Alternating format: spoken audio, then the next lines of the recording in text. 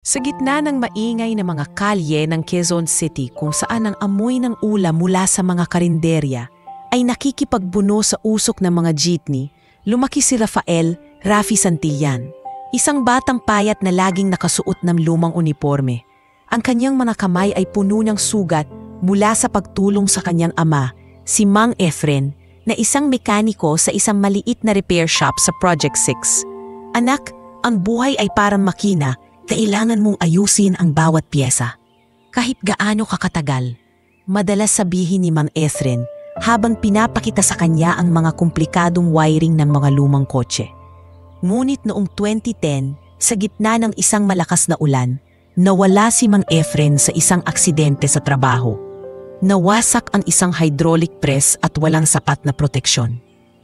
Naiwan si Rafi, 20 anyos pa lamang, na mag-isa, hawak ang isang lumang toolbox na nagiging kanyang tanging mana. Hindi nagtagal, nag-enroll si Rafi sa University of the Philippines, Diliman.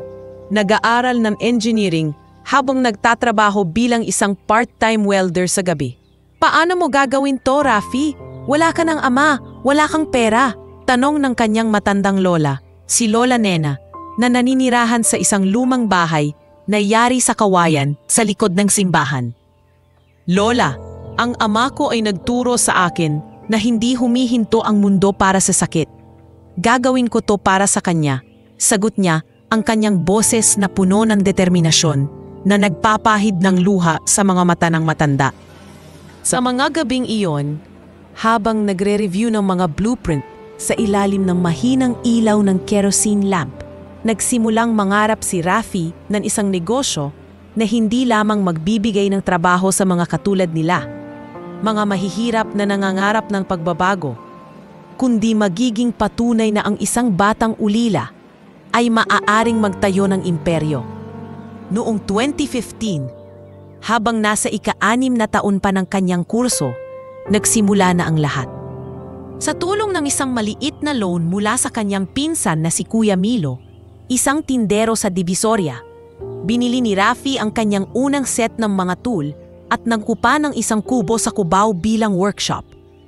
Rafi, baka magkano yang mga yan? Hindi ka pa nagtatapos ng pag-aaral. Nag-alala pang sabi ni Kuya Milo habang hawak ang isang lumang soldering iron.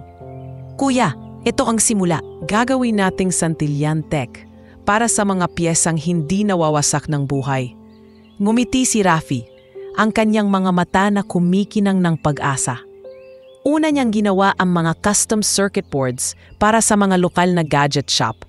At sa loob ng unang taon, umabot na ang kanyang kita sa pinggitang ₱1,000 bawat buwan, sapat upang makapagpadala sa kanyang lola at magbayad ng tuition.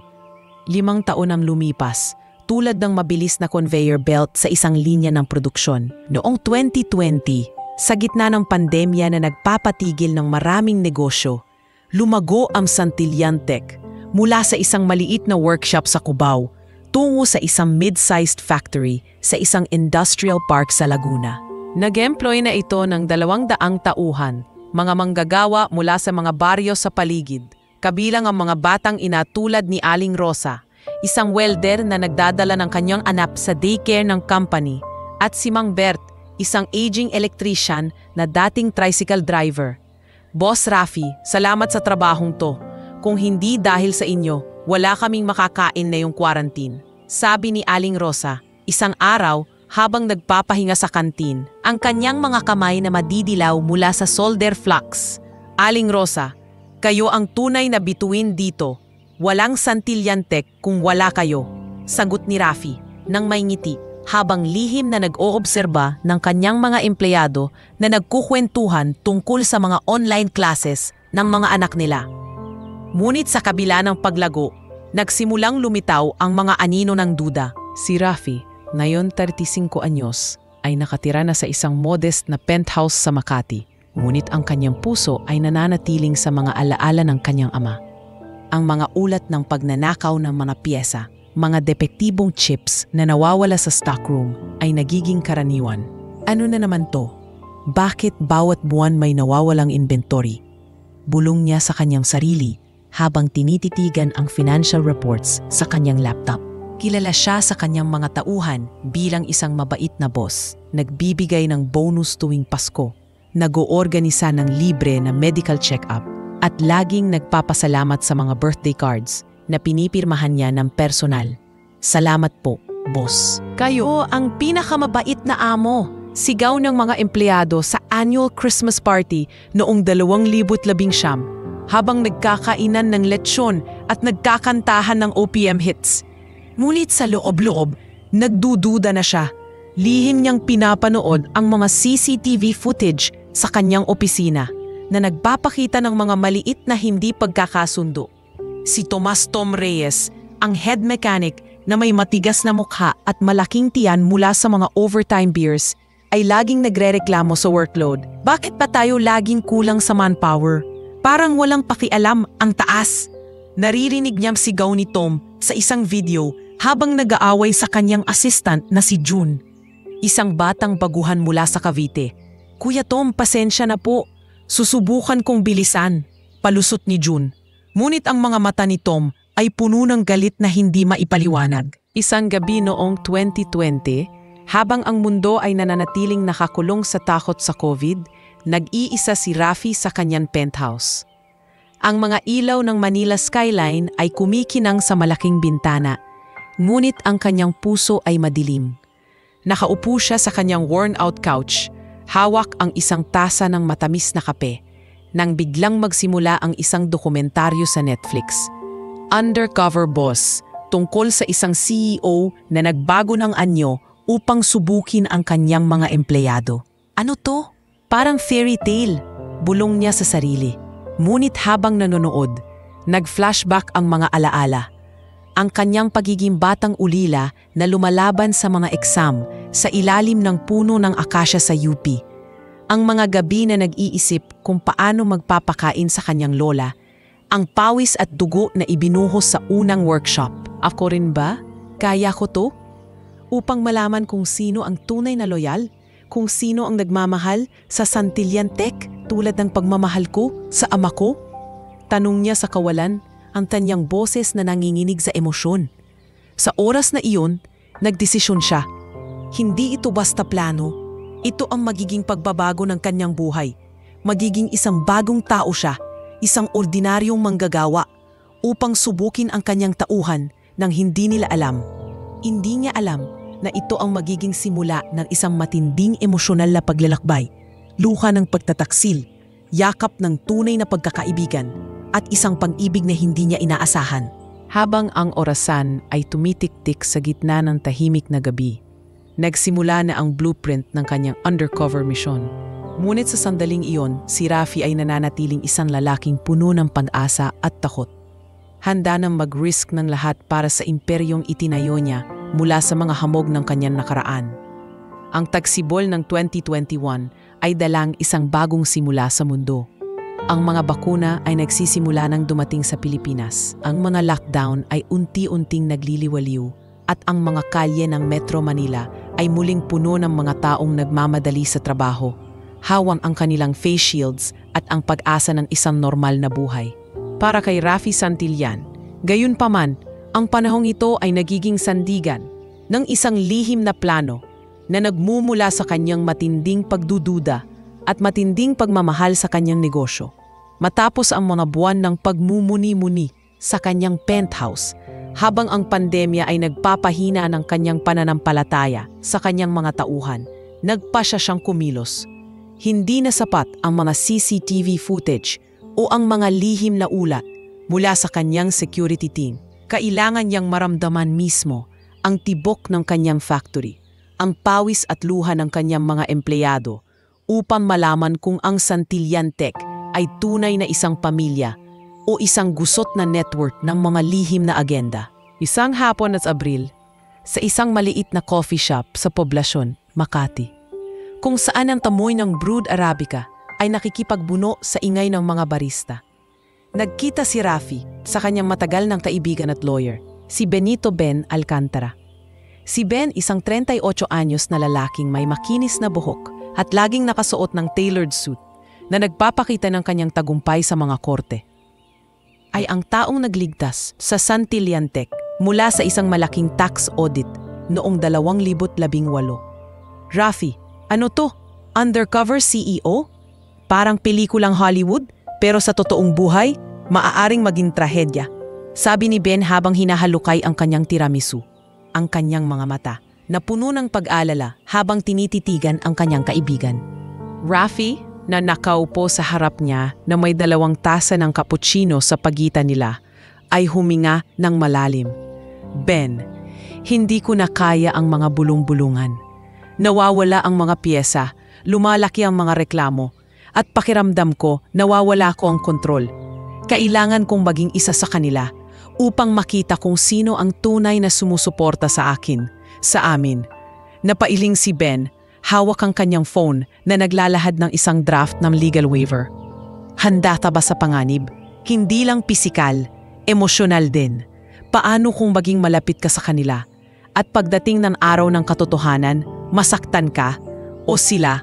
Ito ay hindi laro, Rafi. Ito ay pagtataksil sa iyong sarili. Ang mga salita ni Ben ay tumama ng malakas na nagpaalala kay Rafi ng kanyang ama. Ang mekanikong laging nagsasabing, ang tiwala ay parang oil sa makina. Kulang at mapapahinto ka.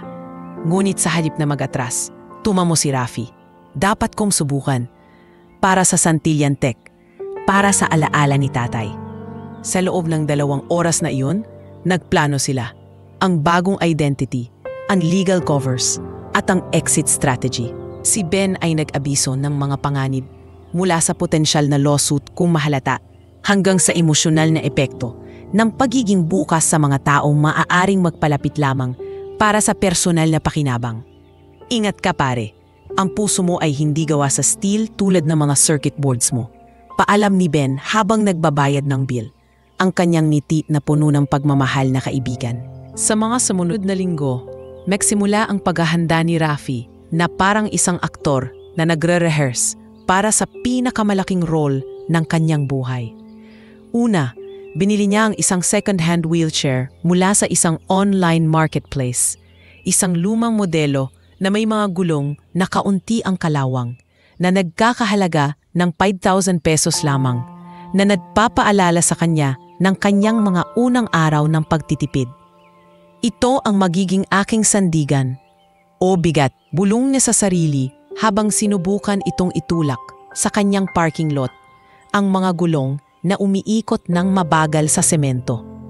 Pagkatapos, nag-enroll siya sa isang acting workshop sa isang naliit na teatro sa Intramuros, isang lumang gusali na puno ng mga rekado ng mga nakaraang dula na nag-e-echo ng mga tawa at luha. Dito, sa ilalim ng gabay ng isang matandang direktor na si Tita Celia, isang dating aktres sa Bodas de Sangre, natutunan niyang maging Ramon Delgado. Si Ramon ay isang 40 anyos na lalaking may mga peklat sa mukha mula sa isang malaking banggaan sa NLX noong 2019. Isang dating truck driver na nawalan ng kakayahang magmaneho, ngunit hindi ng determinasyon na mabuhay. Ramon, ikaw ay hindi biktima. Ikaw ay tagapagtaguyod ng sarili mong kwento, sabi ni Tita Celia sa unang sesyon habang pinapakita sa kanya ang salamin upang magsanay ng kanyang bagong ngiti. Isang ngiting pagod, ngunit matatag. Hindi tulad ng kumpiyansang ngiti ni Rafi. Sa mga gabi ng pagre-rehearse, nagkwento siya ng mga fictional na alaala. Ang kanyang asawa na namatay sa aksidente, ang kanyang anak na nag-aaral sa public school sa Bulacan, at ang kanyang paghahanap ng bagong simula sa Laguna Factory. Bakit mo ginagawa to, Ramon? Ano ang nagbibigay sa iyo ng lakas? Tanong ni Tita Celia sa isang exercise ng improvisation. Para sa mga natira sa akin, hindi ko sila bibigyan ng dahilan upang maging kahina-hinaan. Sagot niya, ang kanyang boses na nanginginig sa emosyon na hindi niya alam kung fictional pa ba o tunay na. Sa loob ng 2 buwan, nagbago ang kanyang postura. Ang kanyang mga balikat ay yumuko na. Ang kanyang mga mata ay nagdadala ng lungkot na hindi niya kailanmang naramdaman sa kanyang opisina. Noong Hunyo 2021, sa isang mainit na umaga na nagdudulot ng singaw sa mga bintana ng Santillan Tech Factory sa Laguna, dumating si Ramon Delgado para sa kanyang unang araw bilang bagong hire sa assembly line. Ang factory ay puno ng buhay. Ang mga machine ay umuugong tulad ng malaking puso. Ang mga empleyado ay nagkakainan ng baon sa kantin at ang hangin ay puno ng amoy ng melted plastic at fresh solder. Habang iniihip ang kanyang wheelchair papasok sa main gate, sinalubong siya ng bubbly na receptionist na si Marisol Sol Pimentel, isang 28 anyos na dalagang mula sa Bicol na may malaking ngiti at buhok na nakapulupot sa colorful scrunchie. Welcome po, Sir Ramon. Ako si Sol, ang tagapagbati sa lahat ng bagong muka. Kape ba muna o tubig? Mainit na mainit ang panahon ha? Tanong niya nang may sigla habang inaabot ang isang tasa ng instant coffee mula sa kanyang desk. Ang kanyang mga mata na kumikinang ng tunay na pagtanggap. Salamat, Miss Sol. Ramon lang, walang sir. Baguhan pa lang ako rito. Sagot niya ng mahina, ang kanyang boses na bagong pinalawak para sa role. Hindi nagtagal, nagsimula na si Sol sa pagkukwento habang nagpila ng kanyang ID at kontrata. Alam niyo po, ang pamilya ko sa Bicol, nawalan ng trabaho dahil sa bagyo noong nakaraang taon. Si tatay ko, fisherman, nawala ang bangka niya sa Roli. Kaya naman, sobrang saya ko rito sa Santilantec. Stable ang sweldo at mabait ang mga tao. Ang kanyang mga salita ay puno ng lungkot na sinubukan itago ng tawa na nagpatouch sa puso ni Rafi. Mahirap talaga, Sol, pero andito ka na, lumalaban. Yan ang tunay na lakas. Sabi niya, lihim na nag-oobserba ng kanyang mga kilos, ang paraan ng pag-aayos niya ng kanyang desk, ang maliit na larawan ng kanyang pamilya sa gilid ng monitor. Salamat po. Tara, ihahatid kita sa assembly line. Si Ma'am Luz ang magbabantay sa iyo. Sa assembly line, isang mahabang hanay ng mga mesa na puno ng mga circuit boards at tools.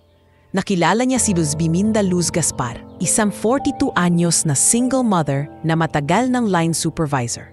Si Luz ay isang matikas na babaeng may maikling buhok at mga kamay na may mga peklat mula sa mga taon ng pag-weld. Ngunit ang kanyang mga mata ay puno ng pasensya na parang isang inang nag-aaruga sa kanyang 3 anak. Ramon, welcome sa team. Ako si Luz. Huwag kang mahiya. Baguhan ka. Pero tutulungan kita. Una, ito ang basic na proseso. Kunin mo ang board. Isolder ang mga chip sa tamang posisyon. Tapos i-check sa multimeter. Madali lang ha? Sabi niya ng may ngiti habang inilalagay ang kanyang mga tool sa kanyang reach. Habang nagpapatuloy ang kanyang pagtuturo, paliwanag ng bawat hakbang na parang isang guro sa elementarya. Lihim na nag-oobserba si Rafi ng kanyang pasensya sa mga baguhan. Ano ba yan, Jun? Mali na naman ang alignment. Subukan mo muli ha. Walang problema. Lahat tayo nagkakamali.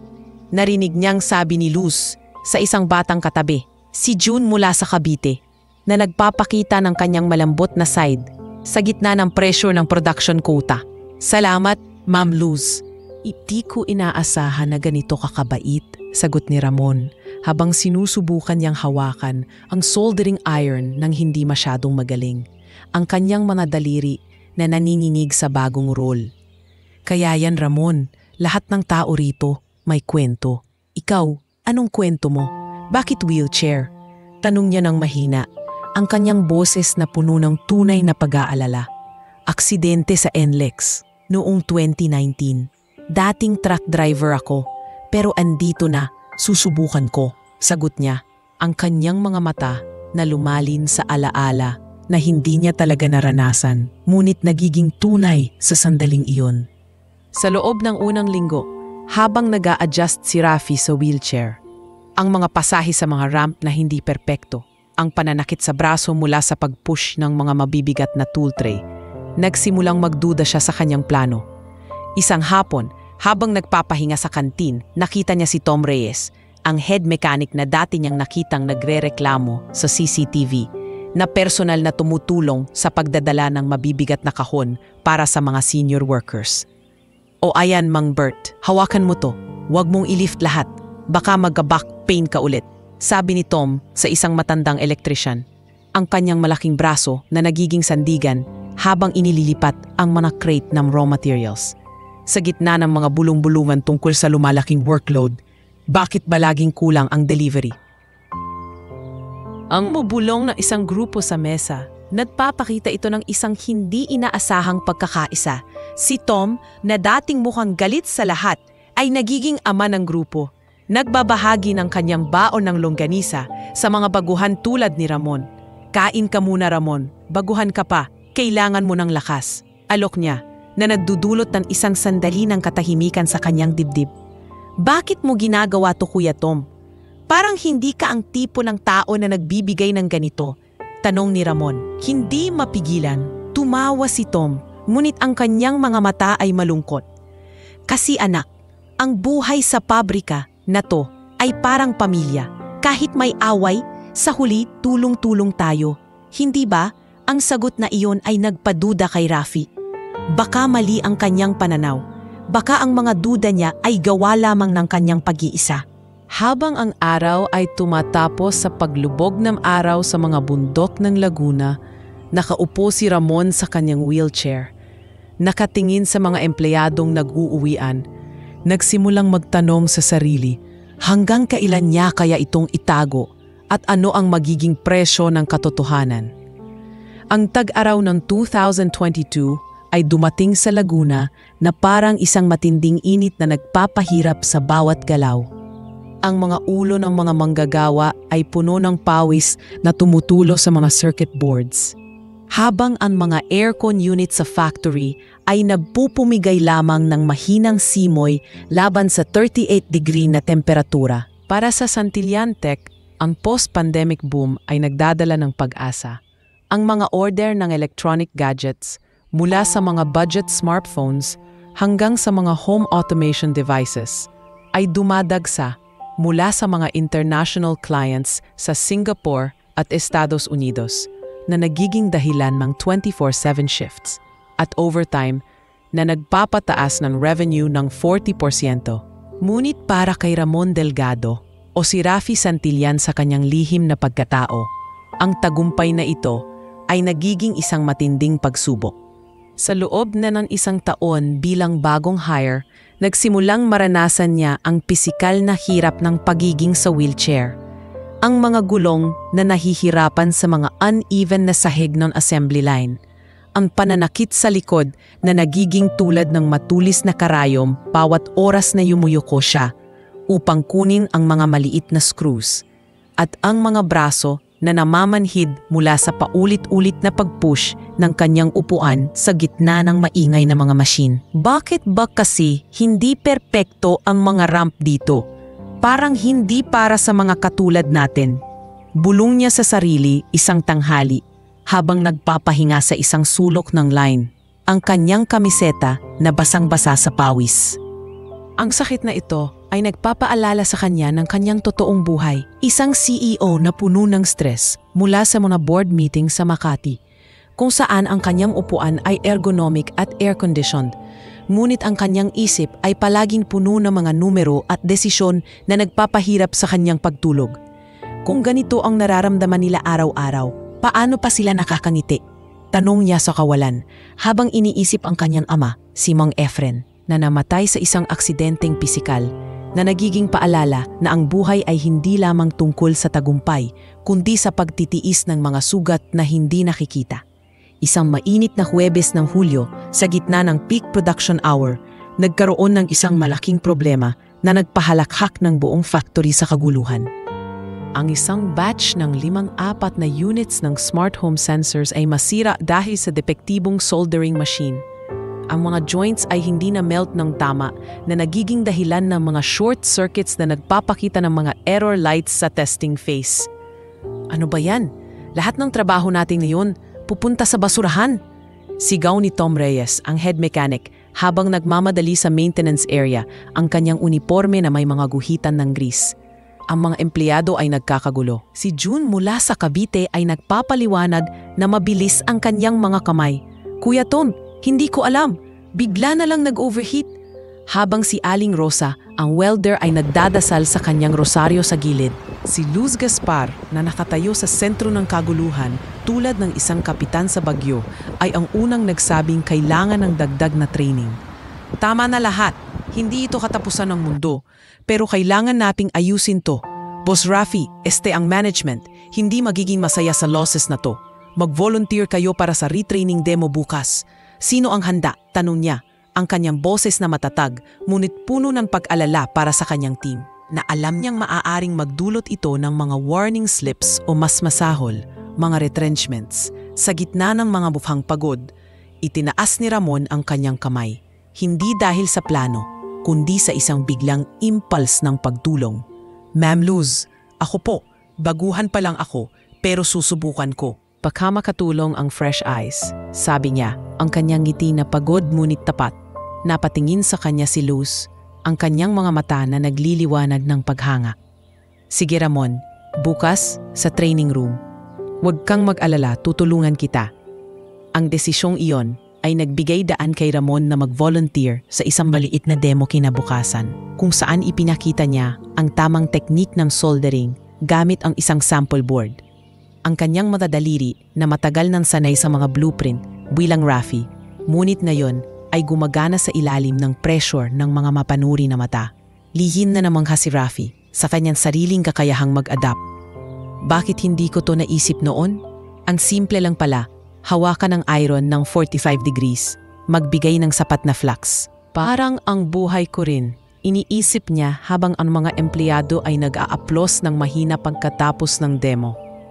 Salamat Ramon, akala ko hindi mo kaya sa wheelchair mo, sabi ni Luz pagkatapos habang inaabot sa kanya ang isang boteng tubig. Kaya yan ma'am, lahat tayo may limitasyon pero hindi yun dahilan para huminto. Sagot niya ang mga salita na nagiging echo ng kanyang ama sa mga araw na sumunod. Sa gitna ng patuloy na boom ng orders na nagpapataas ng pressure sa bawat shift, nakilala ni Ramon si Gregorio Greg Navarro, ang sarcastic na quality control officer na laging nakaupo sa kanyang desk na puno ng mga checklists at coffee stains. Si Greg, isang 35 anyos na lalaking may maikling buhok na laging gusot at t-shirt na may print ng Overtime Survivor, ay kilala sa pagrereklamo sa overtime. Bakit ba tayo laging hanggang 10 p.m.? Parang walang buhay sa labas ng factory na to. Madalas niyang sabihin sa kantin. Ang kanyang boses na puno ng sarkasmo na nagpapatawa sa grupo, ngunit nagpapakita ng kanyang pagod mula sa pagiging ama ng 2 batang lalaki sa isang maliit na bahay sa San Pedro.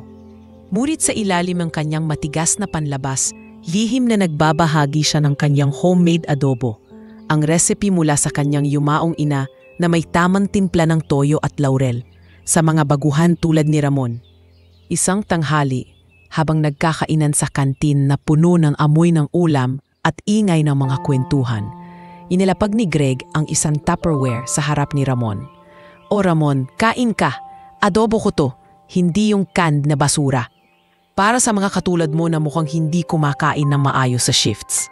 Sabi niya ng may ngisi habang nagkukwento tungkol sa kanyang pamilya. Si Jake ang bunso ko, 5 anyos na. Palagi niyang sinasabi, Daddy, bakit amoy pabrika ka? Pero sige, para sa kanya to. Para makapag-college siya nang hindi gaya ng akin, nagpupuyat sa QC checks. Si Ramon na nagkukwento rin tungkol sa kanyang anak sa Bulacan ay nagsimulang magkwento pabalik. Pare, ang akin nag-aaral pa lang ng grade 1. Pero tuwing umuuwi ako, nagpupuyat din siya para maghintay. Papa, anong dala mo mula sa trabaho? Tanong niya. Sabi ko, lakas para lumaban. Ang mga kwentuhan na iyon tungkol sa mga asawa na naghihintay sa bahay, sa mga anak na naglalaro sa putik ng baryo, sa mga pangarap na hindi nababanggit sa trabaho, ay nagiging dahilan ng mga sandaling pahinga sa gitna ng init, na nagpapalalim ng mga ugnayan sa kantin na nagiging parang isang maliit na komunidad ng mga broken dreams at shared hopes. Ngunit, hindi lahat ng hamon ay galing sa machines o sa init. May mga aksidenteng nagdudulot ng matinding emosyon. Isang araw ng Agosto, habang si Ramon ay nakafocus sa pag-assemble ng isang complicated board sa ilalim ng fluorescent lights, nahulog ang isang mabibigat na torque wrench mula sa itaas na shelf. Ang tool na hindi naayos ng maigi, na nagiging dahilan ng isang malakas na tunog ng pagbagsak na nagpaigtad ng lahat.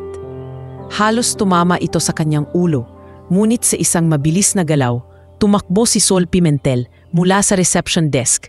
Higit 20 metro ang layo at sinagap ito sa hangin gamit ang kanyang mga kamay na puno ng mga file folders. "Ramon, Diyos ko, okay ka lang ba? Halos ma-heart attack ako," sigaw niya, ang kanyang dibdib na mabilis na tumataas baba habang inilalagay ang tool sa sahig, ang kanyang mukha na maputla sa takot. Ang mga empleyado ay nagkumpulan. Si Luz na nagmamadali na may first aid kit. Ngunit si Sol ay hindi umalis sa tabi ni Ramon. "Salamat, Sol. Kung hindi ka baka," sabi niya, ang kanyang boses na nanginginig sa shock, habang hawak ang kanyang ulo. "Huwag kang mag-alala. Ako rin, may anak akong may cerebral palsy. Si Miko, 7 anyos na. Tuwing pupunta ako sa ospital sa Quezon City, lagi akong iniisip, paano kung hindi ko siya nasagip sa mga maliit na bagay? Kaya naman, hindi ko hahayaang mangyari to sa'yo," sagot niya, ang kanyang mga mata na puno ng luha na hindi niya inaasahan. Nagiging simula ng isang malalim na pag-uusap ang insidenteng iyon. Habang naglalakad sila patungo sa klinik, nagkwento si Sol tungkol sa kanyang pagdadalaw kay Miko sa Philippine Children's Medical Center. Ang mga therapy sessions na nagkakahalaga ng 10,000 pesos bawat buwan na halos ubos sa kanyang sweldo. At ang kanyang pag-asa na isang araw makakalakad siya ng walang tulong. "Ramon, ikaw din, ano ang kwento mo sa wheelchair? Hindi ka mukhang tipo ng taong sumusuko," tanong niya ng mahina. "Aksidente, Sol, pero tulad mo, para sa pamilya, hindi ba? Kaya tayo lumalaban," sagot niya, ang kanyang puso na lumalambot sa tunay na kwento ng babae na nagiging higit pa sa receptionist. Isang ina na nagiging bayani sa araw-araw. Sa gitna ng mga hamon na ito, ang pisikal na sakit, ang mga technical failures, ang mga hindi inaasahang aksidente, nagsimulang magduda si Rafi na baka mali ang kanyang pananaw sa kanyang tauhan. Sa mga CCTV footage na lihim niyang tinitingnan pa rin sa kanyang penthouse sa mga gabi, hindi na siya nakakakita ng mga magnanakaw na inaasahan niya.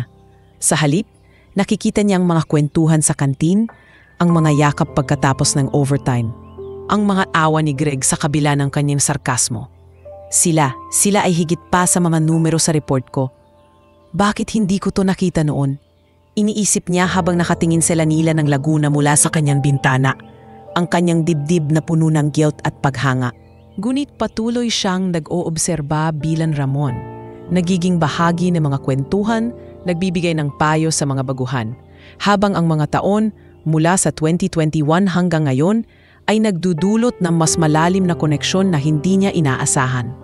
Ang factory na iyon, na dating isang lugar ng produksyon, ay nagiging isang tapestry ng mga buhay na magkakaugnay, at si Rafi, sa kanyang wheelchair, ay nagsisimulang maramdaman ang tunay na init ng pagiging isa sa kanila.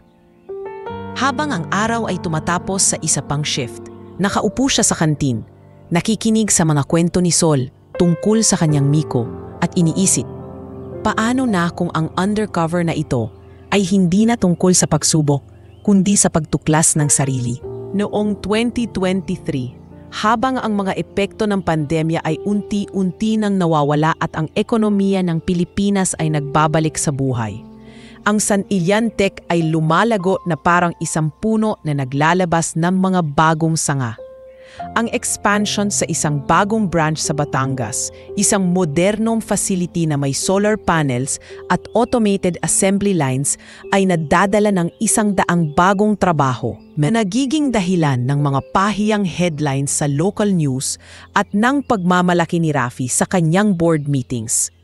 Ito ang patunay na tayo ay hindi lamang survivor, kundi innovator, sabi niya sa kanyang team ng executive sa isang Zoom call mula sa kanyang penthouse. Ang kanyang boses na puno ng tagumpay, ngunit may bahid ng lungkot dahil sa kanyang lihim na buhay bilang Ramon. Sa factory sa Laguna, ang balita ng expansion ay nagiging buzz sa bawat shift na nagdudulot ng pag-asa sa mga empleyado na dating nag-aalala sa job security. Para kay Ramon, Ang paglipat ng ilang team sa Batangas ay nagbigay ng mas maraming oras upang maging malapit sa kanyang mga kapwa manggagawa, lalo na kay Luz Gaspar.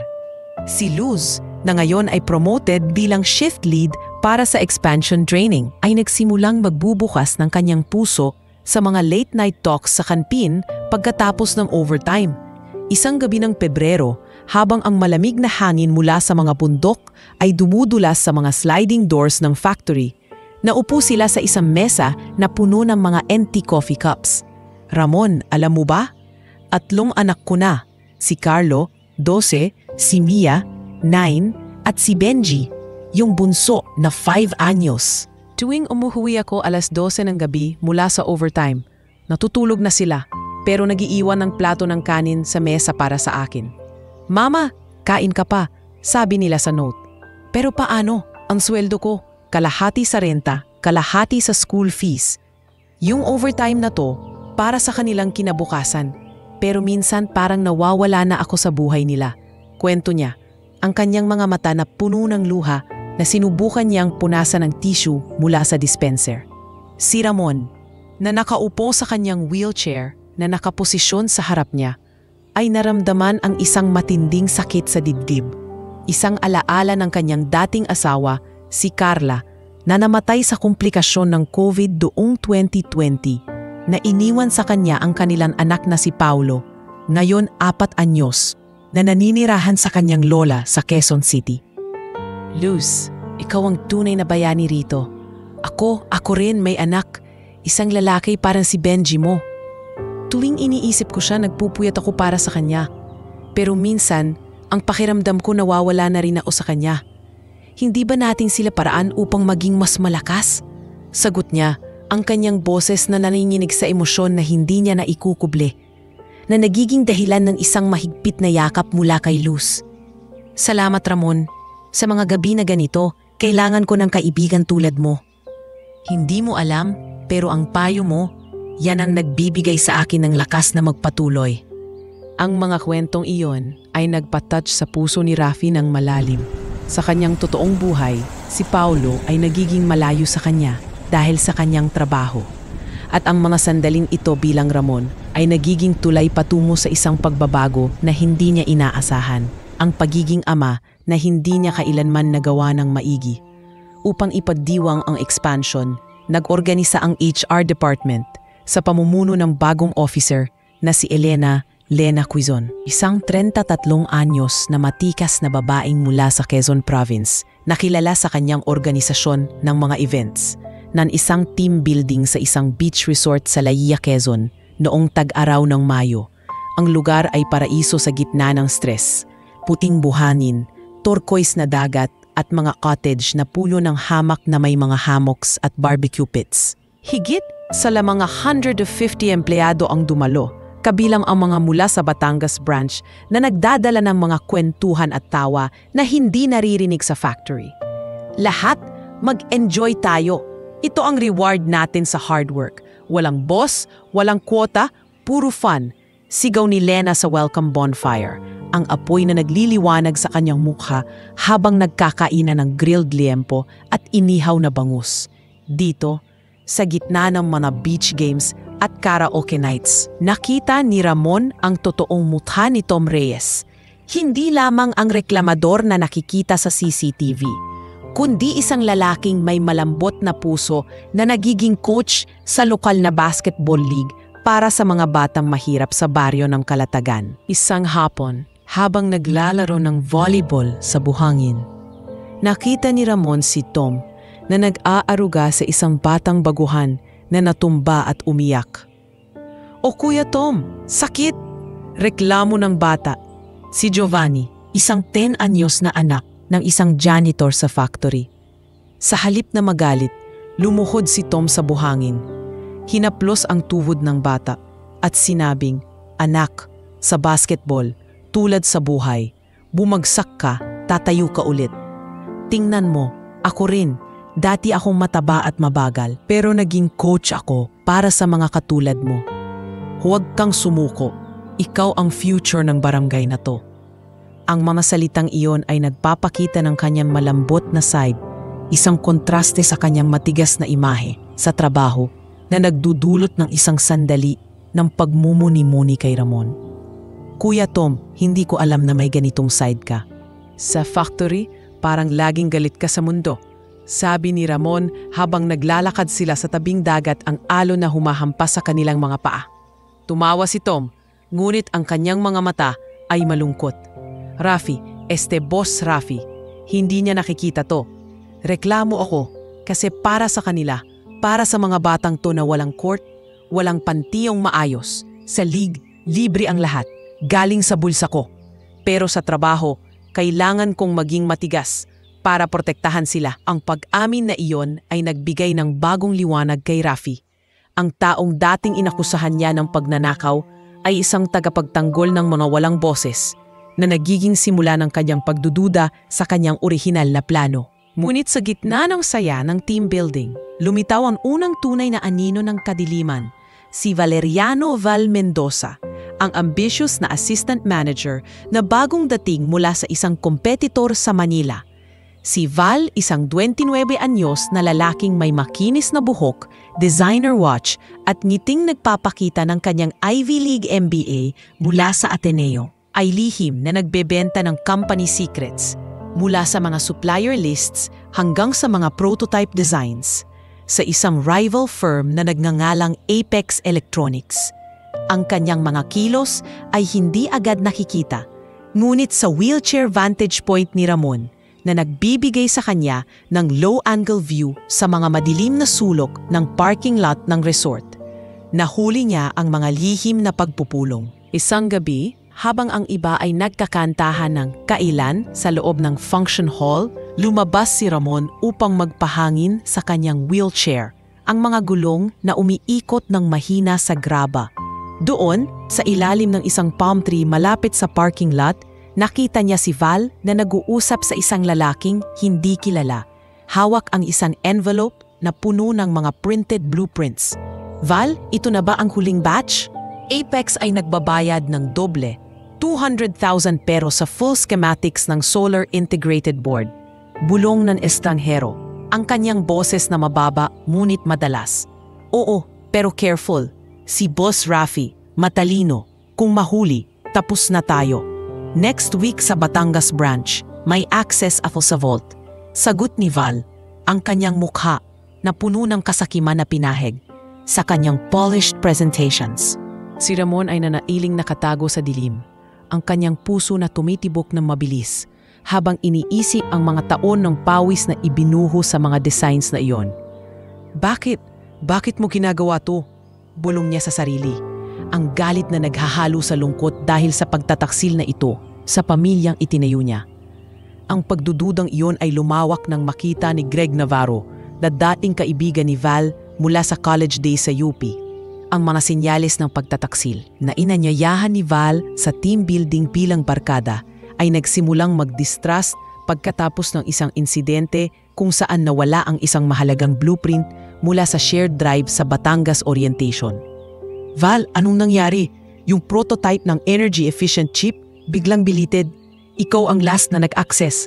Kumprontahin siya ni Greg sa locker room ng resort kinabukasan. Ang kanilang mga boses na tumitindi habang nagpapalit ng damit para sa farewell lunch. Greg, ano ba? Parang detective ka na. Busy lang ako, baka glitch sa system. Depensa ni Val, ang kanyang ngiti na artipisyal habang naglalagay ng deodorant. Ngunit si Greg ay hindi tumigil, ang kanyang muka na namumula sa galit. Glitch? Pare, tayo pa naman ang magkaibigan nung college. Nag-share tayo ng notes, ng beer. Pero ngayon, parang iba ka na. Yung envelope sa parking lot kagabi, nakita ko. Ano yon? Pera mula sa labas. Ang argumento ay nagiging matindi na narinig ni Ramon mula sa labas ng pinto, na nagpapakita ng internal conflict ni Greg sa pagiging loyal, ang pagdududa sa kaibigan laban sa pagmamahal sa company na nagbigay ng trabaho sa kanyang pamilya. Val, kung totoo to, ikaw ang magiging dahilan ng pagkakabang tarote natin. Si Luz, si Tom, lahat, mawawalan ng trabaho. Ano ka ba pare? Bakit mo kami sinasaktan? Sigaw ni Greg, ang kanyang boses na puno ng sakit na parang isang kapatid na nasaktan. Huwag kang magdrama, Greg. Ito ang mundo. Survive or die. Apex ay nag-o-offer ng mas maganda. Ikaw, sumali ka o manahimik ka. Sagot ni Val ng malamig. Bago lumabas na para bang walang nangyari, si Ramon na nakikinig sa lahat ay nagsimulang maging emotionally invested bilang Ramon na nagbibigay ng payo sa mga kwentuhan sa bonfire. Greg, ang loyalty ay hindi madali, pero iyan ang nagpapatibay sa atin. Huwag mong hayaang mabago ka ng pera. Hindi niya alam na ito ang magiging pundasyon ng isang hindi inaasahang pagbabago sa kanyang buhay. Ang pagiging hindi lamang obserbador, kundi aktibong bahagi ng mga buhay na ito na nagdudulot ng isang emosyonal na ugat na maaaring magligtas o magligtas sa kanya. Habang ang gabi ay tumatapos sa mga tawa mula sa dagat, iniisip ni Rafi ang mga mukha sa paligid. Si Luz na nagkukwento sa kanyang mga anak, si Tom na naglalaro sa mga bata, si Greg na nagdadalamhati sa kanyang pagkakaibigan. Lahat sila, mga hilo ng isang kwentong hindi niya maaaring iwan. Ang taglamig ng 2024 ay dumating sa Pilipinas na hindi lamang may malamig na hangin mula sa mga hanging amihan na nagdudulot ng simoy ng pine trees sa Sierra Madre, kundi maging sa isang matinding recession na nagpapahina ng ekonomiya. Tulad ng isang bagyong walang ulan, ngunit puno ng hangin na nagwawasak ng mga negosyo. Ang global supply chain disruptions mula sa mga huling epekto ng pandemya at ang lumalaking inflation sa imported raw materials ay nagdulot ng pagbagsak ng mga orders sa Santillan Tech. Mula sa 10,000 units bawat buwan noong nakaraang taon hanggang sa mahigit 10,000 lamang ngayon. Si Rafi Santillan, sa kanyang totoong persona bilang CEO, ay nagpupuyat sa kanyang penthouse sa Makati. Hawak ang mga financial projections na nagpapakita ng pulang tinta sa bawat page, habang ang kanyang anak na si Paulo ay nagtawag mula sa Quezon City upang magkwento tungkol sa kanyang bagong bike. Papa, bakit parang malungkot ka sa video call? Trabaho ulit? Tanong ng batang 9 anyos. Ang kanyang mukha na puno ng kawalan ng muwang. Hindi anak, papa lang pagod sa trabaho. Pero ikaw, mag-enjoy ka sa bike mo. Love you, sagot niya ng may pilit na ngiti. Ngunit pagkatapos ng call, ang kanyang mga mata ay puno ng luha habang iniisip ang mga desisyong kailangang gawin. Sa isang emergency board meeting noong Nobyembre, sa gitna ng mainit na kape at air-conditioned conference room ng kanyang opisina, nag-anunsyo siya ng mga layoffs. 50 empleyado ang kailangang putulin upang mailigtas ang company mula sa insolvency. Hindi ito madali. Ito ang mga taong nagbuo ng Santillan Tech kasama natin. Pero kung hindi, lahat tayo, lahat, mawawala, sabi niya. Ang kanyang boses na nanginginig sa guilt na hindi niya maipaliwanag sa board. Ang listahan ay naglalaman ng mga pangalan na kilala niya, mula sa mga senior welders hanggang sa administrative staff, kabilang ang isang kaibigan ni Sol Pimentel na si Clarita Clara de Leon, ang 45 anyos na accountant na laging nagdadala ng homemade cookies, mga oatmeal raisin na may tamang timpla ng cinnamon sa opisina tuwing Martes, na nagiging highlight ng mga mahihirap na araw. Si Clara, isang biyuda na nagpapakain ng kanyang 2 teenager sa pamamagitan ng kanyang maingat na bookkeeping, ay isa sa mga unang na-notify. Boss Rafi po, bakit ako? Nagsisikap naman po ako. Yung mga anak ko, sila ang maghihirap. Sabi niya sa HR office ng araw ng termination. Ang kanyang mga kamay na nanginginig habang hawak ang kanyang termination letter, ang luha na tumutulo sa kanyang blusa. Si Rafi, na nakikinig mula sa kanyang lihim na earpiece na konektado sa HR camera, ay nagsimulang maramdaman ang matinding guilt sa kanyang totoong persona. Ang CEO na nagdedesisyon mula sa itaas, hindi nakakakita ng mga mukha, hindi nakakarinig ng mga kwento ng mga pamilya na sinusugatan niya. Clara, paano ko sasabihin sa kanya na ako ang dahilan ng luha niya? Bulong niya sa sarili habang nagmamaneho pabalik sa Laguna bilang Ramon. Ang kanyang dibdib na parang sinasakal ng mga tanong na walang sagot. Habang ang layoffs ay nagiging dahilan ng matinding tensyon sa factory. mga bulong-bulungan sa mga hallways, mga lihim na pag-iyak sa bathrooms, lumakas ang impluensya ni Valeriano Val Mendoza, na ngayon ay ina-appoint bilang interim operations head dahil sa kanyang expertise sa cost-cutting, na lihim na plano niya upang mapalapit sa posisyon ng CEO. Si Val na may kanyan makinis ng ngiti at mga email na puno ng corporate jargon ay nagsimulang mag-utos ng hindi makatarungang shifts. Double overtime para sa assembly line ng walang dagdag na bayad at mga night shifts na walang sapat na break para sa mga single parents tulad ni Luz Gaspar. Luz, ikaw ang shift lead. Kailangan mong mag-cover ng 12 hours sa gabi bukas at umaga kinabukasan. Walang excuses. Ito ang paraan upang masave ang company, sabi ni Val sa isang morning briefing. Ang kanyang boses na malamig tulad ng hangin sa labas, habang nakaupo siya sa head ng conference table na daing inuukupa ni Rafi. Si Luz na mukhang pagod na mula sa pag-aalaga sa kanyang mga anak at ang pag-aaral ng kanyang bunso sa online classes ay tumango lamang, ngunit ang kanyang mga mata ay puno ng paglaban. Sir Val po, ang mga anak ko walang magbabantay. At yung quota, hindi sapat ang manpower pagkatapos ng layoffs. Ngunit si Val ay hindi nagmalaki. Sa halip, ngumiti siya ng artipisyal. Luz, ito ang reality. Kung hindi mo kaya, maraming gustong kumuha ng slot mo. Ano mga utos na yon ay nagiging sanhi ng isang emosyonal na breakdown ni Luz sa klinik ng factory kinabukasan. Pagkatapos ng kanyang 16 oras na shift na nag-iwan sa kanya ng pananakit ng ulo at dibdib na parang may bato.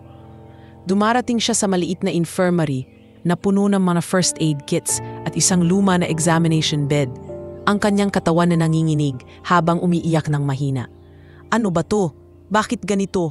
Yung mga anak ko, si Benji, may fever siya kagabi pero hindi ko ma-check kasi overtime. At si Val na yon parang walang puso.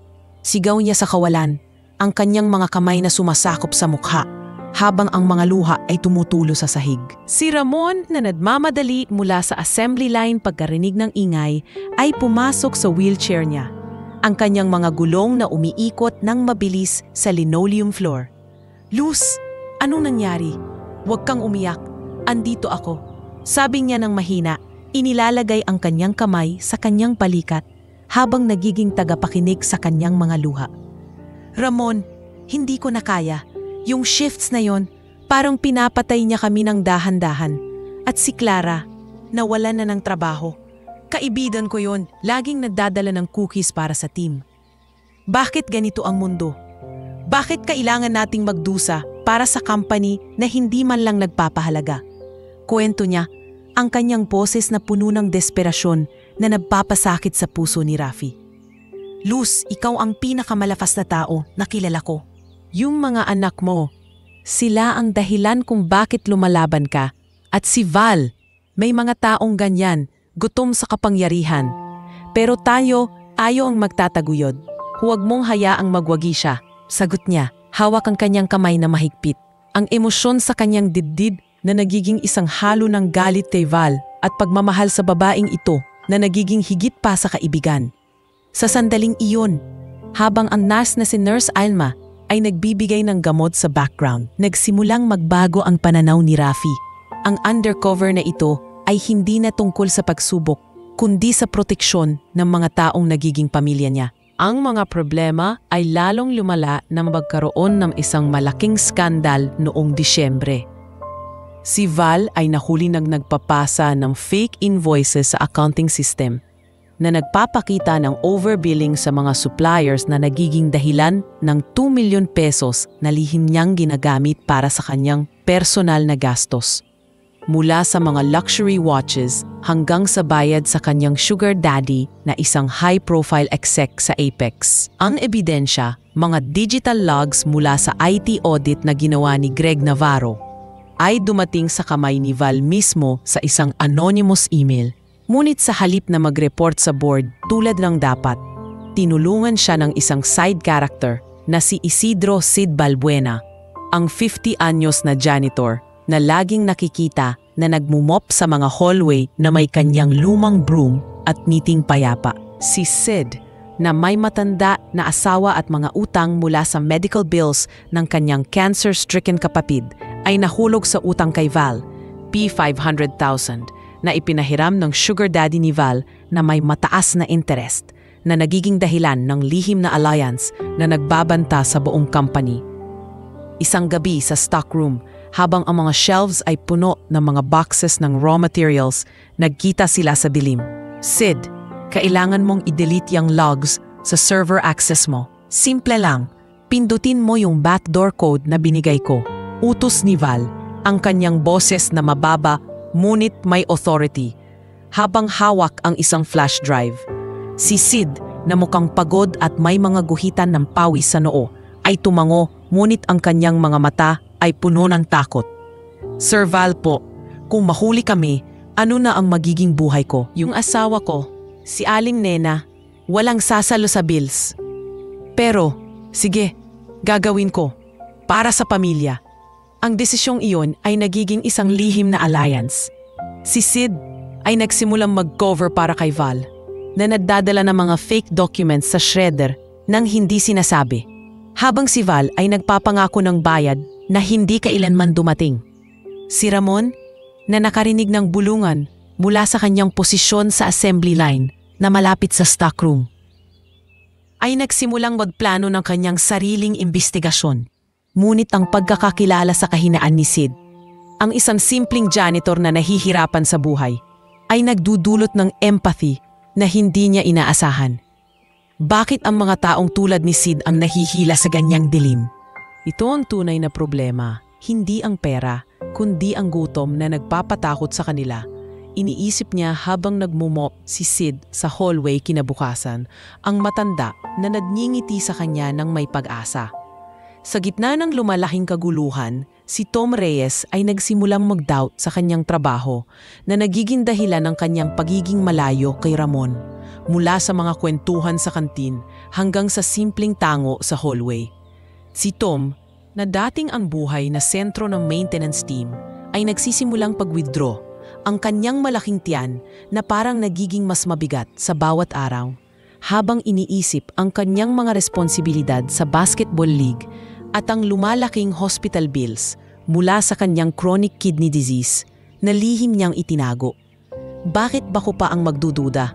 Yung company na to nagbigay sa akin ng trabaho, pero ngayon parang lahat nagbabago. Bulong niya sa sarili habang nagre-repair ng isang machine sa late night shift. Isang gabi ng Enero 2025, habang ang factory ay halos walang tao maliban sa ilang overtime workers sa ang ingay ng fluorescent lights, lumapit si Ramon sa maintenance area. Nakikita ang pagod na mukha ni Tom. Kuya Tom, bakit parang layo mo lately? May problema ba? Pwede kang magkwento. Tayo pa rin to. Diba? Tanong niya. Inilalagay ang kanyang wheelchair sa tabi ng workbench. Si Tom ay napatingin sa kanya, ang kanyang mga mata na puno ng kahinaan na hindi niya kailanman ipinakita. Ramon, hindi ko na alam. Yung trabaho, yung layoffs, si Val na yun na parang hari na. At ako, may sakit sa bato ko, stage 3 na. Dialysis twice a week, pero hindi ko masabi sa boss. Paano kung i-fire nila ako? Yung league ko sa mga bata, yun ang buhay ko, pero kung wala akong sweldo. Confess niya ang kanyang boses na nabasag sa gitna ng mga salita, ang unang beses na umiyak siya sa harap ng iba. Si Ramon ay niyakap siya ng mahigpit, ang kanyang mga braso na nagiging sandigan sa matinding lalaki. Kuya, ikaw ang pinakamalakas na tao rito. Yung mga bata mo sa league, sila ang nagpapatunay na hindi ka sumusuko. At yung sakit mo, hindi yun kahinaan, yan ang patunay ng iyong tapang. Sabihin mo sa akin lahat, hindi ako magsasabi sa kahit sino. Ang confession na iyon ay nagpapakita ng kahinaan ni Tom, ngunit nagiging daan din ng isang mas malalim na pagkakaibigan, na nagbibigay ng lakas kay Rafi upang magplano ng pagbabago. Habang ang mga problema ay lumalala, ang recession na nagpapahina ng kita, ang alliance ni Val at Sid na nagbabanta sa financial stability, ang emosyonal na sugat mula sa layoffs at breakdowns. Nagsimulang maging isang tunay na kaibigan si Ramon sa grupo na nagbibigay ng lakas sa kanyang puso. Sa mga kwentuhan sa kantin, nagiging siya ang tagapakinig, nagbibigay ng payo kay Sol tungkol sa pag-aaral ni Miko, Nag-oorganisa ng maliit na fund drive para sa medical bills ni Clara na lihim na pinopondohan niya mula sa kanyang totoong bulsa at nagiging inspirasyon kay Greg na mag-report na mga irregularities na hindi natatakot. Ramon, ikaw ang dahilan kung bakit hindi pa ako sumusuko. Parang dating ka sa amin tulad ng isang engkanto sa wheelchair pero may lakas ng higante. Sabi ni Luz isang araw habang nagkakainan ng adobo ni Greg. Ngunit habang ang oras ay nagdudulot ng mas matinding ensyon, ang mga fake invoices na lumalaki sa piling milyon, ang mga bulong-bulungan tungkol sa potensyal na closure, nagsisimulang maging malinaw kay Rafi na ang hindi maiiwasang salpukan ay malapit na. Sa kanyang wheelchair, habang nagmamasid sa mga empleyadong nag-uuwian sa gitna ng malamig na gabi, iniisip niya, hindi ko na sila maaaring protektahan ng lihim. Kailangan kong kumilos, ngunit paano nang hindi nawawasak ang lahat? Ang factory na iyon na dating simbolismo ng pag-asa ay nagiging battlefield ng mga lihim at luha, at si Rafi bilang Ramon ay nakatayo sa sentro, handa nang magdesisyon na magbabago ng lahat. Ang tag-init ng 2024 ay dumating sa Laguna na puno ng mapinding init at tensyon, ang mga araw na nagiging mas mahaba at mas mainit na parang isang kumukulong kettle na handa nang sumabog. Sa loob na ng 4 na taon bilang Ramon Delgado, 4 na taon ng lihim na pag-arte, ng mga gabi na nagiging araw sa pabrika, at ng mga emosyonal na sandali na nagbago sa kanyang puso, si Rafi Santillan ay nagsimulang maramdaman ang bigat ng kanyang desisyon. Ang Santillan Tech ay nananatiling nakatayo sa kabila ng resesyon. Salamat sa mga cost-cutting measures na lihim niyang inilikha mula sa kanyang undercover vantage point. Ngunit ang mga sugat mula sa mga layoffs at scandals ay hindi pa nagagamot. Si Paulo, ang kanyang anak, ay ngayon 10 anyos at nagiging teenager na nagtawag lamang tuwing weekends upang magkwento tungkol sa kanyang bagong basketball team sa school. Ngunit ang distansya sa pagitan nila ay lumalaki tulad ng mga crack sa circuit board. Papa, bakit parang hindi ka na umuuwi? Miss kita, sabi ni Paulo sa isang video call na umayo. Ang kanyang mukha na puno ng kawalan ng muwang habang naglalaro ng bola sa likod ng bahay ng lola. Anak, trabaho lang. Pero promise, darating ang araw na magkakasama tayo ng matagal. Love you more than anything, sagot ni Rafi, ang kanyang boses na puno ng sakit na hindi niya maipaliwanag, habang ang kanyang wheelchair ay nakatago sa isang sulok ng kanyang penthouse.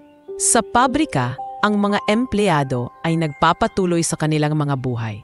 Si Luz ay nagiging mas matatag bilang shift lead.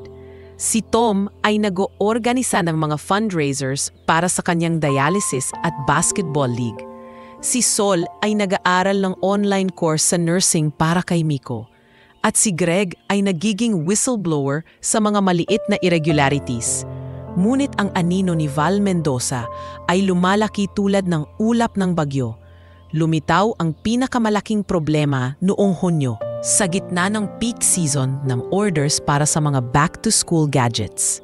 Si Val, na ngayon ay full-fledged operations manager at lihim na nagpapatakbo ng kanyang sariling agenda, ay nagplano ng isang sabotahe sa main production line, ang pagsabotage ng central control system ng automated assembly machines upang mag-cause ng isang malaking shutdown na magiging dahilan ng multi-million peso na losses.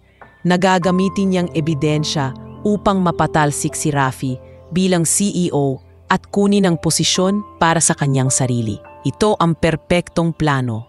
Ang shutdown ay magiging accident at ako ang magiging hero na magliligtas sa company mula sa incompetent leadership. Bulong niya sa kanyang sarili sa kanyang opisina habang nagre-review ng mga schematics na lihim na ibinigay ni Sid Balbuena. Si Sid ang janitor na dating payapa ngunit ngayon ay lubos na nahihirapan sa utang na lumalaki sa 1 million pesos dahil sa patuloy na interest mula sa sugar daddy ni Val. Ay nagiging key informant, nabibigay ng access code sa server room at mga schedules ng night shifts na walang security. Sir Val po, sigurado ka bang hindi mahuhuli? Yung asawa ko si Aling Nena, lagi niyang sinasabi, Sid, huwag kang lalahok sa masama.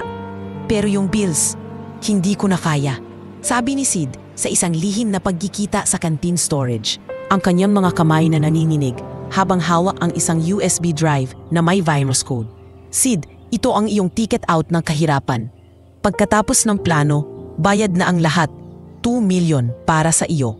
Huwag kang mag-alala. Ako ang mag-aasikaso.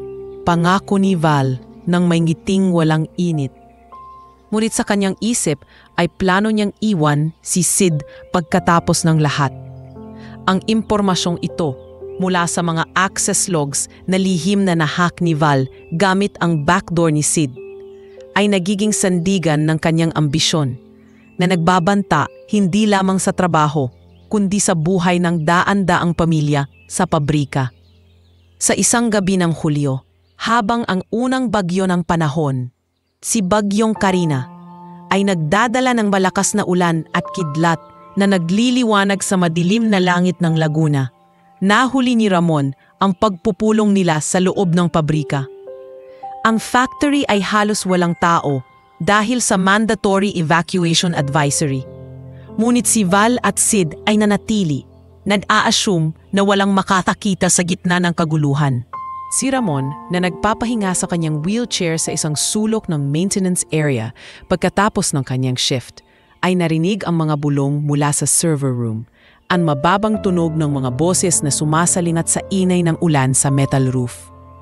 Gahan-dahang iniihip niya ang kanyang upuan patungo doon, ang mga gulong na umiikot ng mahina sa basang sahig. At sa pamamagitan ng bahagyang nakabukas na pinto, nakita niya ang eksena. Si Val na nag-i-install ng virus sa main console. Habang si Sid ay nagbabantay sa hallway na may flashlight. Sid, i-lock mo ang outer door. Yung code ay 4729. Hurry, bago dumating ang security sa morning shift. Utos ni Val, ang kanyang mga daliri na nagtatype ng mabilis sa keyboard. Ang screen na nagliliwanag ng mga error warnings. Si Sid ay tumango, ngunit ang kanyang mukha ay puno ng takot habang iniisip ang kanyang asawa na naghihintay sa bahay na walang ilaw dahil sa bagyo. Si Ramon ay nagsimulang magpanik. Ang kanyang puso ay tumitibok ng mabilis, tulad ng kidlat sa labas. Ngunit sa halip na tumakbo o magtawag ng tulong, hinintay niya ang tamang oras. Kung tatakbo ako ngayon, baka makatakas sila. Kailangan ko ng pruweba. Para sa lahat, iniisip niya, habang nagtatype ng lihim na video record sa kanyang phone na nakatago sa kanyang lap. Ang kanyang mga daliri na nanginginig sa takot. Ang matinding takot sa kanyang dibdib ay nagiging parang isang bato. Iniisip niya si Paulo na naghihintay sa Quezon City, si Lola Nena na nagdadasal para sa kanya, at ang mga empleyado na magiging mawawalan ng lahat dahil sa plano na ito. Tatay, bigyan mo ako ng lakas. Hindi ko sila bibigyan ng pagkakataon na magwagi, bulong niya sa sarili, habang ang ulan ay tumitilaok ng mas malakas na nagiging backdrop ng kanyang internal storm. Biglang dumating ang hindi inaasahan. Habang ang plano ni Val ay halos tapos, ang virus na nagpo-post ng countdown sa screen, ang mga empleyado tulad ni na Luz Gaspar, Tom Reyes, Sol Pimentel at Greg Navarro ay nag-organisa ng isang lihim na interbensyon. Matagal na nilang nauunawaan ang mga problema, mula sa mga fake invoices hanggang sa mga hindi makatarungang shifts, dahil sa mga lihim na pagpupulong sa kantin pagkatapos ng shifts, kung saan nag-share sila ng mga screenshots mula sa anonymous tips at hacked emails na nakuha ni Greg sa kanyang side hustle bilang IT hobbyist. Lahat, ito na ang oras. Si Val, hindi na pwede, nawawala na ang company natin. At si Ramon, yung kaibigan natin na laging andito para sa atin, hindi natin siya papabayaan, sabi ni Luz sa isang encrypted group chat noong nakaraang linggo. Ang kanyang determinasyon na nagmumula sa pagmamahal sa grupo na nagiging pamilya niya. Si Tom na dating malayo ngunit ngayon ay puno ng galit dahil sa kanyang sakit na hindi na niya maipaliwanag sa boss, ay nag-volunteer na mag-lead sa physical watch. Para sa mga bata sa league ko, para sa mga anak ni na Luz at Sol, hindi na tayo magpapahintulot ng ganito, dagdag niya. Si Sol na may kanyang nursing knowledge ay nag-prepare ng first aid plans, habang si Greg ay nagpro-provide ng tech support. Nagplano silang protektahan si Ramon na akala nila ay isang ordinaryong tauhan na naging kanilang angkor dahil sa kanyang kabutihan. Ang payo sa mga gabi ng iyak, ang pagtulong sa fund drives, ang simpleng kaya mo yan na nagbibigay ng lakas. Si Ramon, parang kapatid na laging andito. Hindi natin siya hahayaang maapektuhan ng mga demonyong to, sabi ni Sol sa grupo. Ang kanyang mga mata na puno ng galit para sa kaibigang naging sandigan sa kanyang pag-aaral para kay Miko. Sa gabing iyon ng bagyo, habang si Ramon ay nanonood sa server room, dumating ang grupo ng dahan-dahan. Si Luz na may flashlight, si Tom na may bolt cutters para sa locks, si Sol na may walkie-talkie, at si Greg na may laptop para sa counter-hack. Ramon, salamat sa Diyos. Andito ka. Alam na naming lahat. Si Val, ang sabotahe. Protektahan ka namin. Bulong ni Luz habang hinila siya palayo mula sa pinto, ang kanyang kamay na mahigpit sa kanyang braso. Sa klimaks ng gabi, habang ang ulan ay nagiging dilubyo at ang kidlat ay nagliliwanag ng bawat sulok ng factory, sinusubukan ni Val at ng kanyang 2 tauhan, mga bagong hires na binayaran niya, na itali si Ramon sa storage room upang matakpan ang sabotahe at gawing disappearance ang kanyang pagkawala. Ikaw, Ramon, o anuman ang tunay mong pangalan, nakita mo lahat. Ito ang magiging katapusan mo. Sigaw ni Val habang hinila ang mga lubid sa kanyang mga kamay. Ang kanyang mukha na puno ng galit na hindi na niya maikubli, habang si Sid ay nakatayo sa gilid na may guilt sa mukha. Si Ramon ay lumaban ng mahina, ang kanyang wheelchair na natumba sa sahig na puno ng tubig mula sa leaks, ngunit ang takot ay hindi nawala. Val, bakit? Ito ang company na nagbigay sa iyo ng lahat. Bakit mo sisirain? Tanong niya. Ang kanyang boses na pumiyo ng sakit na hindi acting. Biglang bumukas ang pinto ng malakas at dumating si Luz na may ebidensya mula sa kanyang sariling investigasyon. Isang folder ng printed emails, bank statements at video clips na nakuha niya mula sa lihim na kamera sa stock room na inilagay nila ng grupo. Val Mendoza, itigil mo to. Alam na naming lahat.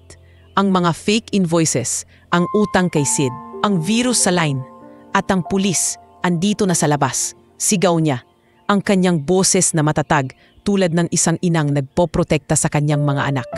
Habang ang grupo ay sumugod. Si Tom na humawak kay Val, si Greg na nag-disable ng virus sa laptop, at si Sol na tumawag sa security. Ang emosyonal na konfrontasyon ay sumabog tulad ng kidlat. Si Val ay sumigaw ng mga pagmumura. Kayo lahat, mga walang kwentang manggagawa, ako ang dapat maging CEO. Ngunit si Sid ay biglang umamin, ang kanyang mga tuhod na lumuhod sa basang sahig. Tama na, ako ang nagbigay ng codes dahil sa utang ko, sa sakit ng kapatid ko. Pero hindi ko na kaya, pasensya na lahat. Huwag niyong saktan ang mga pamilya namin. Sabi niya na umiiyak. Ang kanyang mga kamay na sumasakop sa mukha habang tumulong siya sa pag-aresto kay Val, na hinila ng mga pulis na dumating sa gitna ng bagyo. Ang kanilang sirena na sumasalungat sa ulan. Sa gitna ng kaguluhan, ang mga sigaw, ang tunog ng handcuffs, ang amoy ng pasammetal at pawis. Nalaman ng mga empleyado na si Ramon ay aktwal na si Rafi Santillan. Nang tanggalin ang pangalubid at itayo ang wheelchair, tumigil ang lahat nang makita ni Luz ang isang tattoo sa kanyang braso. Isang maliit na toolbox na mana mula sa kanyang ama, na kilala lamang ng tunay na CEO. Ramon, Boss Rafi, ikaw yun? Bulong niya, ang kanyang mga mata na lumalaki sa shock. Habang ang grupo ay nagkatinginan. Si Tom na napahilamos ng mukha, si Sol na may kamay sa bibig, si Greg na nag-drop ng kanyang laptop. Si Rafi ay tumango, ang kanyang mukha na puno ng luha at takot sa kanilang reaksyon. Oo, ako si Rafi. Nag-undercover ako upang subukin kayo, upang protektahan ang company. Pero sa huli, kayo ang nagligtas sa akin, sa aping. Sa halip na magalit o magtanong ng bakit. Miyakap siya nila ng mahigpit, isang grupo hug sa basang storage room. Si Luz na umiiyak sa kanyang balikat. Si Tom na nagpapat na, "Boss, salamat sa pagtitiwala." Si Sol na nagbulong ng, "Kami rin, boss, para sa'yo." At si Greg na tumawa ng may luha, "Are, ang galing mo mag-arte." Ang yakap na iyon ay nagiging simbolo ng tunay na pagkakaibigan na hindi niya inaasahan. Ang mga taong inakusahan niyang hindi tapat ay ang mga nagbuo ng isang pamilya na higit pa sa blood. Nagdudulot ito ng luha sa kanyang mga mata. Ang mga butil na tumutulo nang walang kahihiyan habang ang ulan ay tumitilaok sa labas na nagiging musika ng kanilang tagumpay. Sa sandaling iyon, habang ang bagyo ay unti-unti nang tumitigil, na-realize ni Rafi na ang tunay na climax ay hindi ang sabotahe, kundi ang pagtuklas ng mga puso na nagligtas sa kanya mula sa kanyang sariling pag-iisa. Ang factory, na dating lugar ng duda, ay nagiging tahanan ng pag-asa. At siya, sa wakas, ay handa ng maging tunay na leader, hindi sa itaas, kundi sa gitna ng kanyang pamilya. Pagkatapos ng matinding insidente ng bagyo noong Hulyo 2025, na nag-iwan ng mga sugat na hindi lamang sa mga machine ng Santillan Tech, kundi maging sa mga kuso ng bawat isa, nagbago ang takbo ng lahat tulad ng isang makina na muling na-rewire pagkatapos ng short circuit. Si Val Mendoza ay naaresto at kinasuhan ng mga krimen tulad ng corporate espionage at embezzlement. Ang kanyang ambisyon na nagiging usok sa hangin habang ang korte ay nagdedesisyon ng 10 taon na pagkakakulong. Si Sid Balbuena, sa kabila ng kanyang pagkakasama, ay nakakuha ng plea bargain dahil sa kanyang pag-amin at pagtulong sa investigasyon na nagbigay sa kanya ng community service at isang bagong simula bilang counselor para sa mga may utang sa lokal na rehab center sa Laguna. Ang pabrika ay nanatiling nakatayo, ngunit ang hangin ay puno ng isang bagong amoy, hindi ng melted plastic at pawis, kundi ng pag-asa at pagbabago. Para kay Rafi Santillan, ang pagre-reveal ng kanyang tunay na pagkatao bilang CEO sa gitna ng ulan at yakap ng kanyang mga empleyado ay nagiging turning point na hindi niya inaasahan. Sa mga sumunod na linggo, habang ang ulap ng bagyo ay unti-unting nawawala, nagdesisyon siya ng isang hakbang na nagulat ang board. Nag-resign siya bilang CEO upang mag-focus sa pagiging mas approachable na leader. Isang desisyon na nagmumula sa matinding guilt at pagmamahal na natutunan niya sa 4 na taon bilang Ramon. Hindi na ako ang boss sa itaas na nagdedesisyon ng mag-isa. Kailangan kong maging bahagi ng team, ng pamilya na ito, sabi niya sa isang all-hands meeting sa factory canteen. Ang kanyang boses na naninginig habang nakatayo sa harap ng 200 empleyado. Ang kanyang wheelchair na nakatabi sa kanya tulad ng isang matandang kaibigan. Ang mga mukha sa harap niya, si Luz na may luha sa mga mata, si Tom na nagpapalakpak ng malakas, si Sol na hawak ang kanyang phone upang i-record para kay Miko, ay nagbigay sa kanya ng lakas. At para ipakita ang aking pasasalamat, magkakaroon tayo ng bagong employee council, pinamumunuan ni na Luz Gaspar at Tom Reyes, na magdedesisyon sa mga polisiya, mula sa shifts hanggang sa benepisyo. Si Luz na ngayon ay nakaupo sa unang row na may kanyang notebook na puno ng mga notes mula sa kanilang lihim na plano ay tumayo at niyakap siya. Boss Rafi, hindi ka nag-iisa. Ito ang simula ng tunay na Santillan Tech para sa lahat ng tao rito, hindi lamang para sa profits. Ang council na iyon ay nagdadala ng mga pagbabago na hindi inaasahan. Health insurance para sa mga may chronic conditions tulad ng dialysis ni Tom at therapy ni Miko na nagkakahalaga ng 50,000 pesos bawat taon na dating hindi affordable. Flexible shifts para sa single parents tulad ni Luz at isang mental health program na nag-o-offer ng free counseling sessions sa partnership sa isang lokal na NGO. Salamat, boss. Yung insurance na to, nag-save ng buhay ko. Hindi na ako mag-aalala tuwing check-up, sabi ni Tom sa unang meeting ng council. Ang kanyang malaking ngiti na nagpapakita ng kanyang bagong pag-asa. Habang si Luz ay nagdadagdag, at para sa mga tulad ni Clara na nawalan ng trabaho, ito ang paraan upang hindi na maulit. Ang pag-resign ni Rafi ay hindi katapusan, kundi bagong simula. Siya ay naging Chief People Officer na nagbibigay sa kanya ng oras upang maging mas malapit sa mga tauhan na nagiging dahilan ng isang mas matatag na company na lumago ng 25% sa revenue sa mga sumunod na quarter. Sa loob ng susunod na 2 taon, mula sa tag-init ng 2025 hanggang sa tag-araw ng 2027, nagbago ang buhay ni Rafi nang hindi niya inaasahan. Hindi lamang sa trabaho, kundi sa kanyang personal na mundo na dating puno ng kawalan. Ang pagiging Ramon ay nagbigay sa kanya ng mamasandali ng tunay na koneksyon. At isa sa mga iyon ay ang paglipat ng kanyang pagtingin kay Elena Quizon. Ang HR officer na unang lumabas sa kwento noong team building sa Laya noong 2023.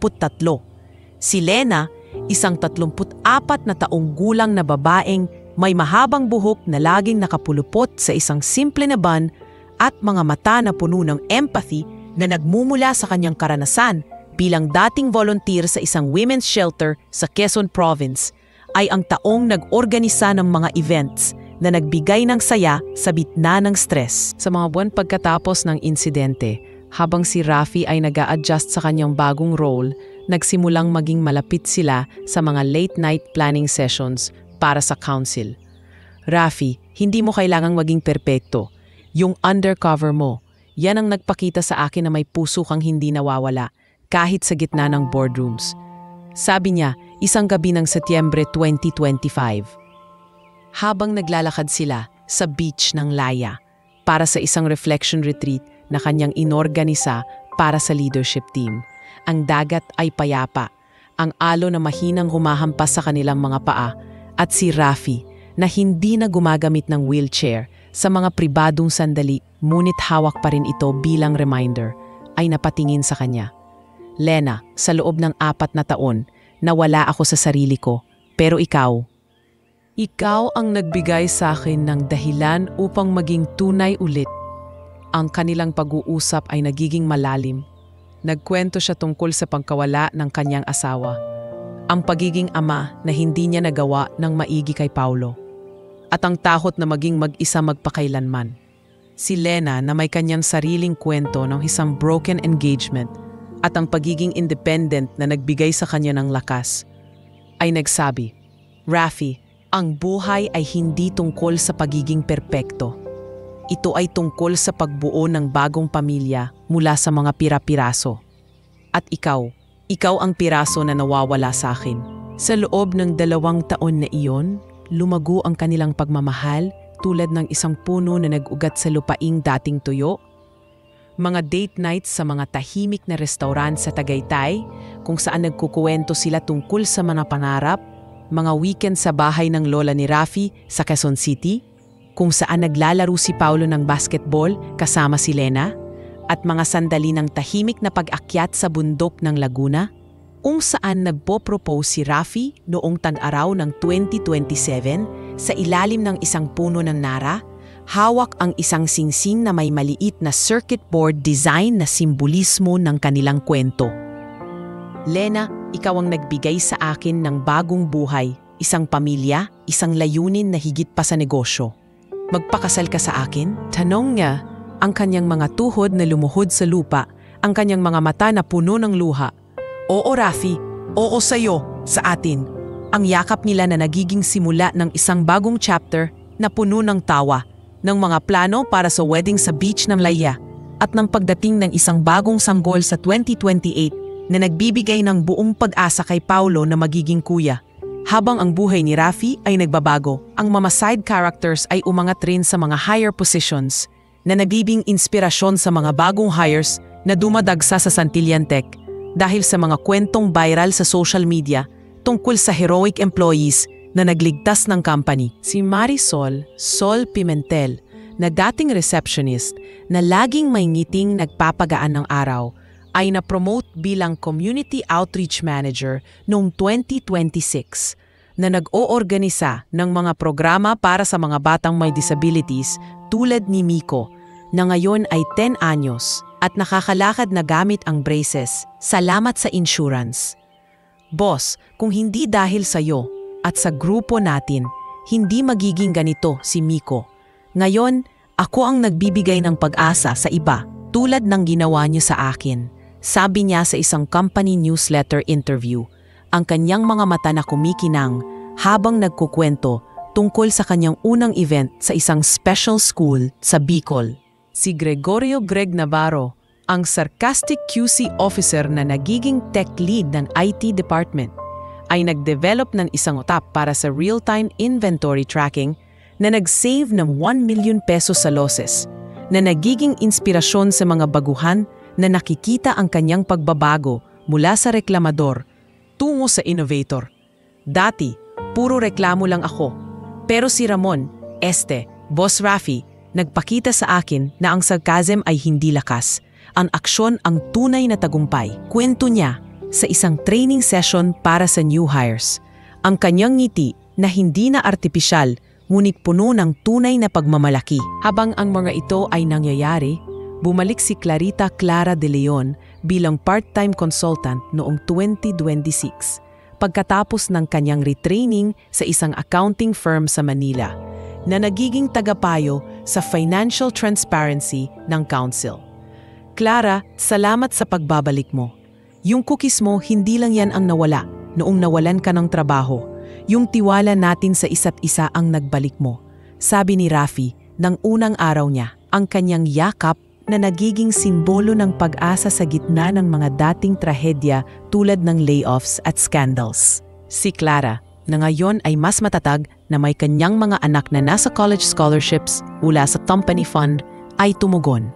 Boss, ang trahedya na yon ang nagpa-realize sa akin na ang buhay ay hindi tungkol sa pera. Ito ay tungkol sa muling pagbangon kasama ang mga tunay na kaibigan. Ang kanilang pagbabalik ay nagpapakita ng isang malaking healing process na nagiging kwento ng resilience na nag-i-inspire sa buong komunidad.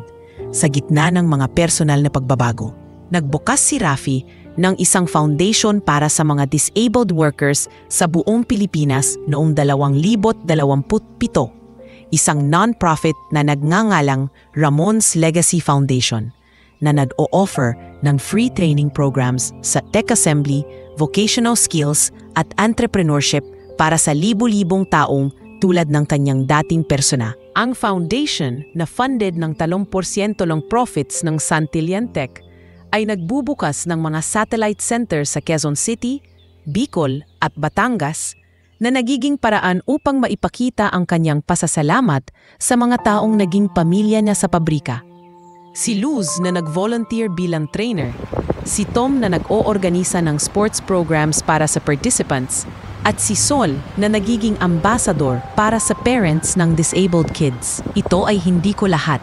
Ito ay para sa mga tulad ni Ramon, na lumalaban araw-araw kahit sa wheelchair. Sabi niya sa grand opening sa Laguna, ang kanyang boses na puno ng emosyon habang nakaupo sa kanyang dating wheelchair, na ngayon ay may custom paint ng mga circuit patterns bilang simbolo ng lakas. Ang foundation ay nagdudulot ng malaking pagbabago sa komunidad. Higit 500 graduates sa unang taon na nakakuha ng trabaho mula sa mga dating out-of-work drivers tulad ng kanyang fictional backstory hanggang sa mga batang may cerebral palsy na nag-aaral ng coding. Rafi, ang foundation na to, ito ang tunay mong imperyo. Hindi sa factory, kundi sa mga buhay na binago mo. Sabi ni Lena habang hawak ang kanyang kamay sa event. Ang kanilang bagong sanggol na si Sofia na natutulog sa stroller sa tabi nila. Sa wakas, noong tag-araw ng 2028, habang nakaupo si Rafi sa kanyang dating wheelchair, ngayon isang simbolo ng lakas at hindi ng kahinaan, at nagmamasid sa isang malaking company event sa beach resort ng Laya, narealis niya ang tunay na tagumpay ng kanyang hindi inaasahang paglalakbay. Ang event, isang 5th anniversary celebration ng Employee Council, ay puno ng buhay. Mga tawa mula sa beach volleyball na pinamunuan ni Tom, mga kwentuhan sa bonfire kung saan nagkukwento si Luz tungkol sa kanyang mga anak na ngayon ay nasa college. Si Sol na nagpe-perform ng isang dance number kasama si Miko na walang braces, si Greg na nagpo-present ng kanyang bagong app, at si Clara na nagbabahagi ng cookies sa lahat. Si Paulo, na yon 13 anyos at mas matangkad na lalaki, ay naglalaro ng basketball kasama ang mga bagong hires, habang si Lena at si Sofia ay nakaupo sa tabi ni Rafi. Ang kanilang mga kamay na magkahawak. Papa, salamat sa lahat. Dati parang malayo ka. Ngayon, ikaw ang pinakamalapit na bayani ko, sabi ni Paulo, habang tumakbo patungo sa kanya para sa isang yakap. Ang kanyang pawis na mula sa laro na nagiging alaala ng kanyang ama. Habang ang araw ay naglulubog sa dagat, nagliliwanag ng mga kulay ng orange at pink, nagsimula ang fireworks. Mga liwanag na sumasabog tulad ng mga spark mula sa soldering iron. Sa sandaling iyon, habang ang mga tawa at musika ay sumasalungat sa alon, na-realize ni Rafi na ang tunay na tagumpay ay hindi sa pera o sa paglago ng company, kundi sa mga puso na natulungan niya at tumulong sa kanya, ang mga yakap na nadligtas sa kanya mula sa pag-iisa, ang mga luha na nagiging tawa, ang mga sugat na nagiging lakas. Tatay, tingnan mo ang imperyo na ito. Hindi sa bakal at wires, kundi sa mga kwentong nagkaisa. Bulong niya sa kawalan. Ang kanyang mga mata na puno ng pasasalamat habang yakap ni Lena ang kanyang balikat. Ito ang matamis na pagtatapos ng kanyang hindi inaasahang paglanakbay. Isang kwento ng pagbabago na hindi natatapos, kundi patuloy na umuusbong tulad ng isang walang hanggang circuit ng pag-asa.